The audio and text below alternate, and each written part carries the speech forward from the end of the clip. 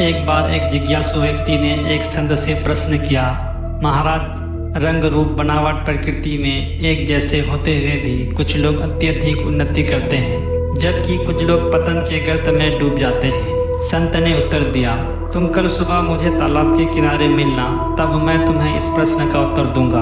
अगले दिन वह व्यक्ति सुबह तालाब के किनारे पहुंचा। उसने देखा कि संत दोनों हाथ में एक एक कमंडल लिए खड़े हैं। जब उसने ध्यान से देखा तो पाया कि एक कमंडल तो सही है, लेकिन दूसरे की पेंदी में एक छेद है। उसके सामने ही संत ने दोनों कमंडल तालाब के जल में फेंक दिए। सही वाला कमंडल तो तालाब में तैरता रहा, लेकिन छेद वाला कमंडल थोड़ी देर तैरा, लेकिन जैसे जैसे उसके छेद से पानी अंदर आता गया वह डूबने लगा और अंत में पूरी तरह डूब गया। संत ने जिज्ञासु व्यक्ति से कहा, जिस प्रकार दोनों कमंडल रंग रूप और प्रकृति में एक समान थे, किंतु दूसरे कमंडल में एक छेद था जिसके कारण वह डूब गया, उसी प्रकार मनुष्य का चरित्र ही इस संसार सागर में उसे तैराता है। जिसके चरित्र में छेद दोष होता है वह पतन के गर्त में चला जाता है, लेकिन एक सचित्र व्यक्ति इस संसार में उन्नति करता है।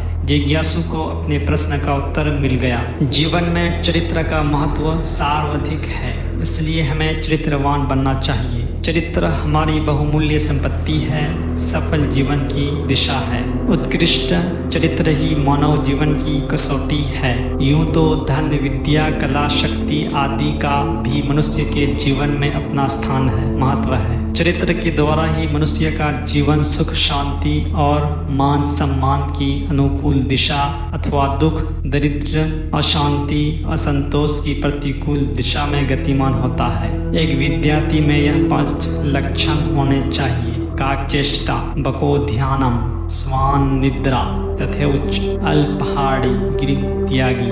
काचेष्टा, कौवे की तरह जानने की चेष्टा। कौवा एक चतुर और जिज्ञासु पक्षी माना जाता है। यह अक्सर नई चीज़ों की ओर आकर्षित होता है और अपने बुद्धिमत्ता का उपयोग करके उन्हें समझने का प्रयास करता है। कौवे की यह प्रवृत्ति मानव जिज्ञासा से मिलती है, जुलती है।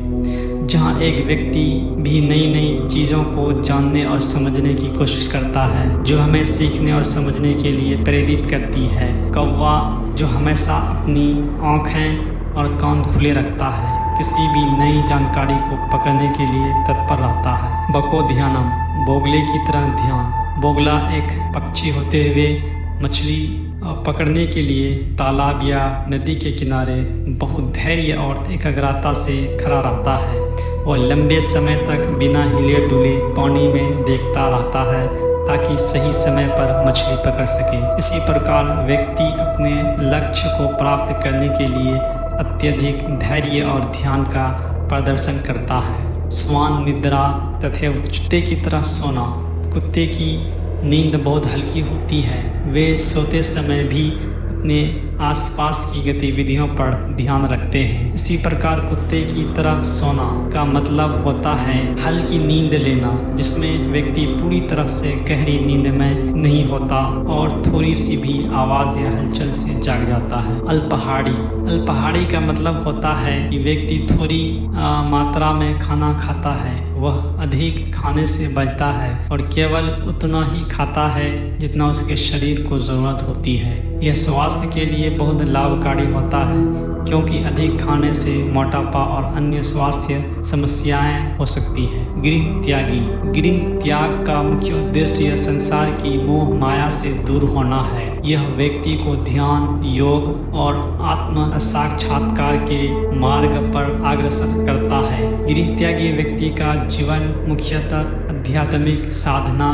तपस्या और ध्यान में समर्पित होता है। यह उन्हें आत्मा की शुद्धि और परम सत्य की खोज में सहायता करता है। सदैव प्रसन्न रहिए, जो प्राप्त है पर्याप्त है, जिसका मन मस्त है उसके पास समस्त है। जय हिंद, जय हिंदुस्तान, जय बिहार। चैनल को सब्सक्राइब ज़रूर कीजिए और अपने मित्रों को शेयर भी कीजिए इस तरह की मोटिवेशन के लिए। Thank you.